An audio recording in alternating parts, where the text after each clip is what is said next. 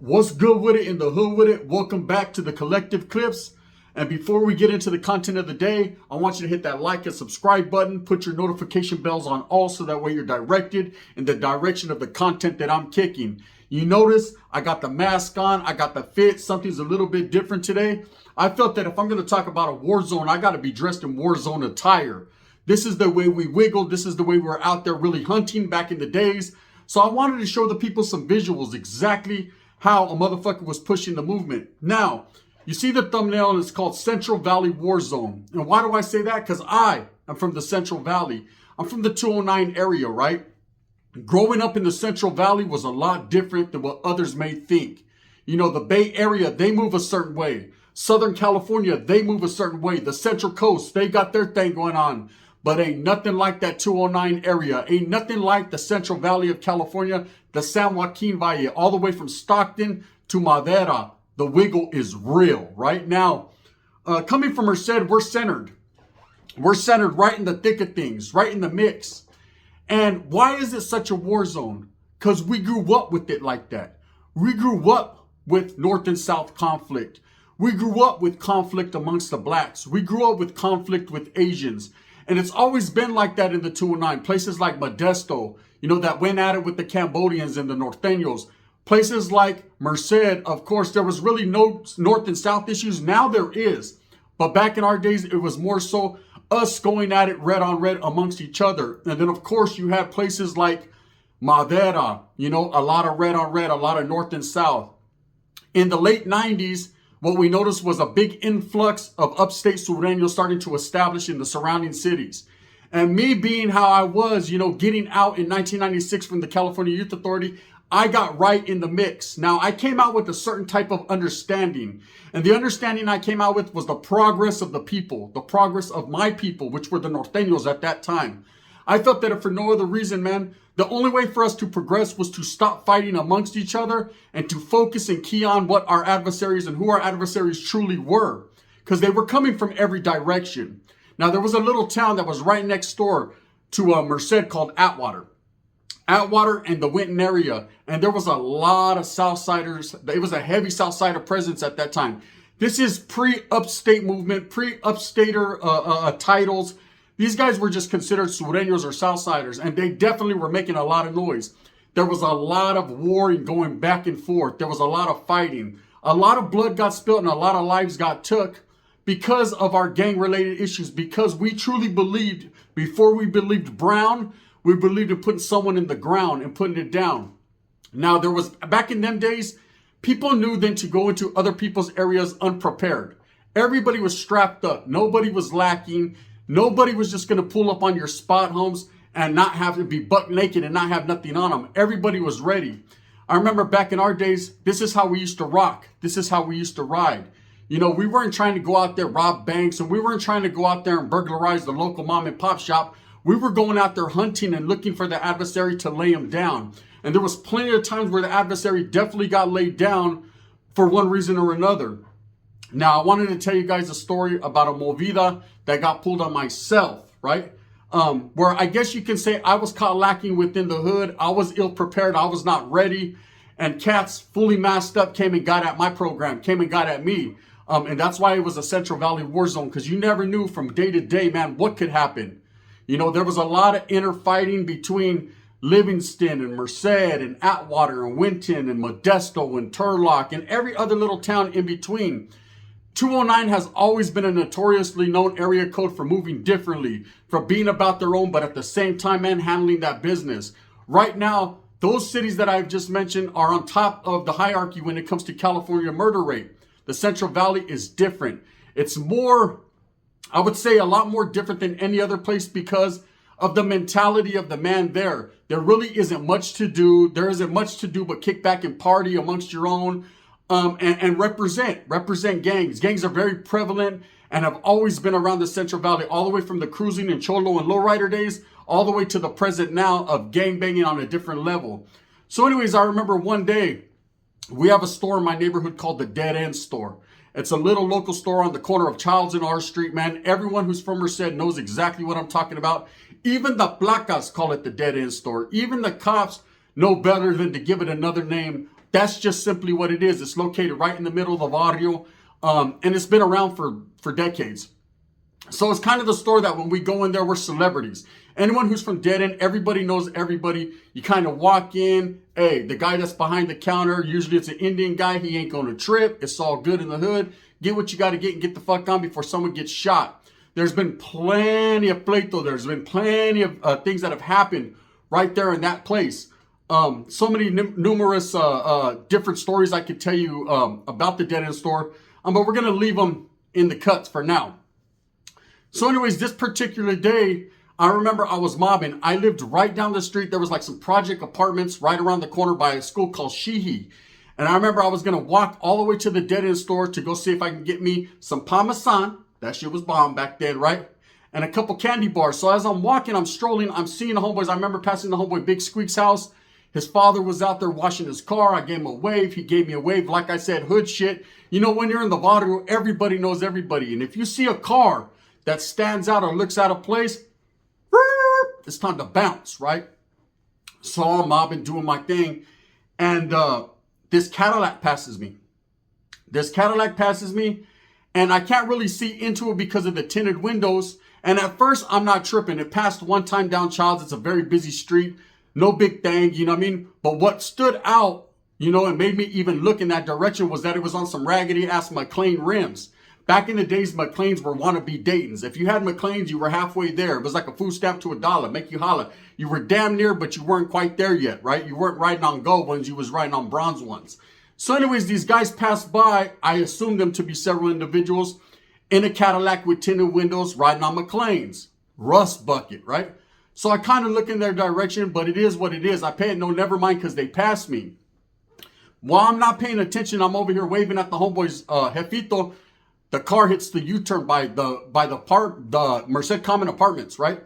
So as they fucking hit the U-turn, I'm going into the store now. So I'm not really tripping. I'm like, okay, maybe they missed their stop. It is what it is. I see them at a distance. All right.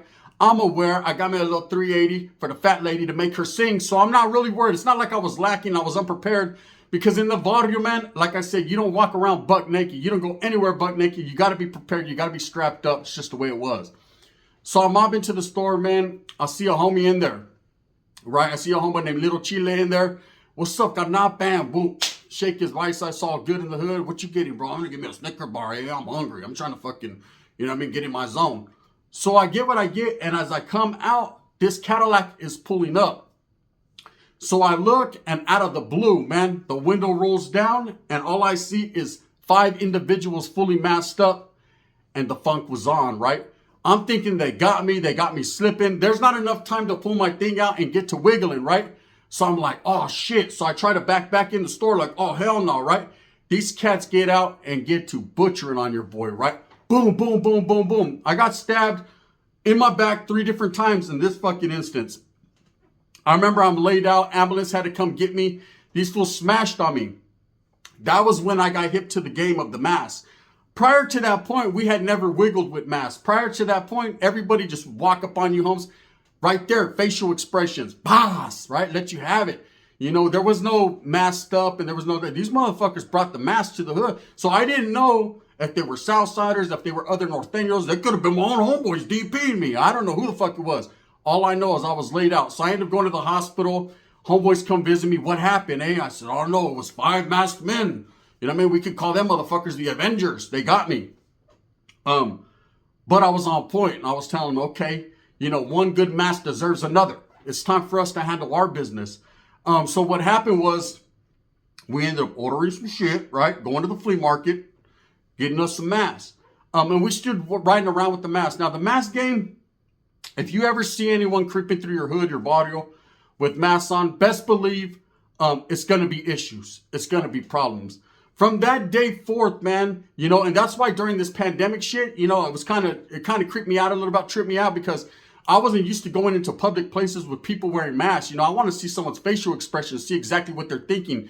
That one key thing could prevent your life from being taken. That one key thing can prevent you from coming up short. You know, if you can't see someone's facial expression, exactly what's going through their mind, the shit that's turning, that could be the difference between life and death, right? And I understood that when I got jumped on, man, and I got stabbed. I understood that, by me not knowing who these individuals were, they made it hard for retaliation. They made it hard for us to catch them slipping. The only way that we were ever going to be able to know who they were and catch them slipping was if we seen that beat up ass Cadillac cruising down the street again. Of course, it was probably stolen and probably was never going to take place. So needless to say, the retaliation never happened, but other people came up short along the way because of that situation. One situation in a barrio in a hood could spark a war. One situation in the Central Valley, man, could cause the whole valley to erupt. Let me tell you about it. 2006. 2006, man, I had just got out of prison in 2004, went right back in, did a little bit of time, got back out. I was trying to do my family thing, was trying to stay out the way. I was still functioning, active with the homeboys, but I definitely was trying to stay out the mix when I got brought and sucked into the mix heavily, right? And I mean heavily to the next level. I've told stories about it before. I started to hang around with a couple homeboys that were in the mix hard, with the regiment that were in the mix hard, with the Norteño movement viciously. And I got right in the movement and the grooving of things. And we were doing a lot. Now, at this time, this was 2006. This is when the dropout gangs or the Norteños that had flipped or no longer in good standings started to get out of prison, started to get out of shoes, started to try to establish in the city of Merced, in the Central Valley. It had already been happening in places like Modesto. We were hearing that a lot of Northern Riders were in Modesto doing their thing. But up until this point, we had never had a lot of them in Merced or even seen any of them. So anyways, one of them gets out, starts to establish, suck in his little homeboys, man, manipulate people and do what he does, right? And the funk was on. One incident took place, at a party. So anyways, we're at fucking the Palladium in Modesto. And I remember that night, man, I was acting a fool. For some reason, I just wasn't feeling that Palladium, man. I was like, you know what? We had just pulled up and I got into it with some gavas. I got into it with some woods, bro. Spencer, I said gavas, I'm going old school. Got into it with some woods right there in the parking lot. Fucked the whole program up. Security was like, hell no, you guys got to get the hell up out of here. So we all wiggled back down Highway 99 to Merced to try to find a after party or some type of party to kick it at. Well, in the midst of going there, I had heard that this hood called M Street was having a party, right? So me and the chick that I was with, Torta Nation stand up, we decided to wiggle over there. Now, all the other homeboys, I lost contact with them. They went to a homegirl's house to set up shop over there. But I'm figuring, hey, I'm going to go trip out on this party. If the party's good, homes, we can get it to cracking. I'll call all the homeboys. We'll come take all the kegs and be out. So anyways, as I get there, I see the house party's cracking. And in the back, there's hella gente in the back. So I'm like, oh, this is popping. So I remember getting a hold of my homeboy. And I was like, hey, bro, slide through over here, man. It's on 16th Street over here. It's on 18th Street over here by fucking, right over here by fucking Rollerland, right? It's popping. He's like, all right, we'll come through. So as I'm walking through this house party, I recognize a lot of vatos. They're from different barrios, but at the same time, I'm cool with them, went to school with them, know them from the hood, know them from around the way, right? No one's really tripping off me, man. They see I'm with the spectacular ass Torta. Everyone's like, oh shit, she got ass, man. He came prepared. Yes, I did, right? So as I come wiggling through that motherfucker one time, I spot him. I spot the notoriously most wanted guy. The guy we wanted in the highest degree. There's always that one from your barrio, or from your hood, or from your city that's hated by everyone, that everybody's trying to get. He was there, man. He was in the backyard. Not lacking at all, but ill-prepared. Wasn't prepared for us to go there. Now, he was one of those dudes that was a manipulator. Although he was non-active, there still was a whole bunch of active individuals that still respected him and showed him, were aligned with him. And it always tripped me out that this one guy had that type of sway over so many people. But he was a rider, man. He was a savage. He was a beast. I'm not ever going to take nothing from him. The Vato was down. It was with the business, man. Like I said, Central Valley don't raise no suckers, man. He was really with the activities. It was a war zone. As soon as he sees me come through, I spot him. He looks at my eyes. I look at his eyes. Bam! That Vato hits the cuts, man. He jumps over a fence. He's gone, right? Which kind of confused me because at all times, man, this Vato, I knew he was strapped up. I had heard the word on the curb was this Vato would give you the business. You need to look out for him. He didn't need to look out for you. So when we looked at each other, I ain't even going to lie. This is facts. I was like, oh, fuck. He was like, oh, shit. And we was like, oh, hell no. And he left. Thank God, right? So I called the homeboys. Hey, I caught that fool slipping. Or he caught me slipping. I don't know. Someone's slipping. Hurry up and slide through. About 5 minutes later, the homies are pulling up. Where's this cat? We're chasing him, wiggling, right? Well, later on that night, we all go back to our homegirl's pad and we're all kicking it. But something told us, hey, man, This spot is too wide open. This spot is just too known. Everybody knows that we come here. Let's go to a different homegirl's pad. So we all wiggled over there. Later on that night, that whole house got demolished, destroyed, K'd up. I don't know who did it. Nope, never will say, right? But we assumed, okay? And we weren't making asses out of ourselves. That one domino falling set up something that was massive and crazy in the area, man. That one thing triggered, put it like this, ultimately not even less than 6 months later, I was doing 4 years in prison. Hella homeboys were incarcerated. Vatos were dead. There was all kinds of things going on, man. It was a sick ass movida. It was that one move triggered so much war, you know, in the Central Valley. But that's how the Valle is. You know, that's how the 209 is. Nowadays, from what I hear, man, the warring is really going on with the upstate Sureños and the Norteño movement. Now, I understand that while in prison, everybody is kicking back hand in hand, doing business, getting their groove on, homes. But on the streets, the shit never changes, especially in a place like the Central Valley that's so gang infested and gang orientated, man. That's just how it's always been for the longest time, you know? I'd like to think that some of us set the foundation for that, and our presence was felt so much to the point that, you know, it continues on the legacy. But now as an older gentleman, I get back to thinking, what did we really establish? What did we really aspire to be, rather than just a whole bunch of motherfuckers trying to hold it down for something we didn't even own? You know, that's the one thing about gang membership, and that's the one thing about being somebody you think you are. You think you're doing it for a good cause and a good reason. You think you're hurting other people, man, and putting it down, laying the demo down to show people exactly what time it is and what's up. But at the end of the day, man, all you're doing is destroying families' lives and your own life ultimately. Because whether you're incarcerated for life or you get killed, you still destroy your life because during the meantime, in the in-between time, here's some knowledge you can't get in college. Next time you go to get a job, they're going to ask you, what have you been doing for the last 3 years? You can't tell them shooting people. You know, that just ain't going to work out for you, homes. So, of course, you have to lie and manipulate, and that makes you a man not of your word. And at the end of the day, man, only you can look yourself in the mirror and realize, man, I wasted a whole lot of time and energy on something when that didn't even count. It never counted. Because let me tell you about half those individuals that were in that war zone at that time, 2006 to I say about 2013, because it definitely was a heavy, heavy war zone in the Central Valley. And I'm talking about Modesto, Madera, Stockton, everywhere. Everybody had their own thing going on. But in the city of Merced that I could speak on, because that's what was going on with us at that time, almost 99% of them homeboys either fell off or locked up or dead. Period. There's very, very few, maybe 2 or 3 that I could say right off the fucking dome that are still active and still functioning. And best believe them dudes are incarcerated and wish they were out right now eating a hamburguesa from Carl's Jr. That's just how it is. Facts. Now, I'm not here to poison people or be against the gang violence or whatever. If that's what you want to do, homes, if you want to throw the mask on and get to pulling another fucking movida, handle it. I'm just saying, I remember the day the mask went crazy. I remember the day that I got stabbed in the back 3 different times. And I remember the day, the first time that I thought the motherfuckers were going to rob me. Seriously, when they first jumped out, oh, they're going to rob me. Oh, they're robbing me. They robbed me of my sangre.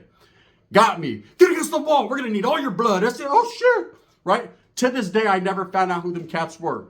Now I see a lot of cats wiggling all around, man, wearing masks. And I'm not going to lie. Sometimes I be out in public just doing my own thing. I see a vato masked up. I'm ready, homes. You know, I'm like, I don't know what it is. I don't know if the vato, he just doesn't want to get sick or the vato wants to get sick. Either way, you know what I mean? I got to stay prepared. Anyways, it's a Central Valley war zone, man. You know, even to this day, these youngsters are moving differently.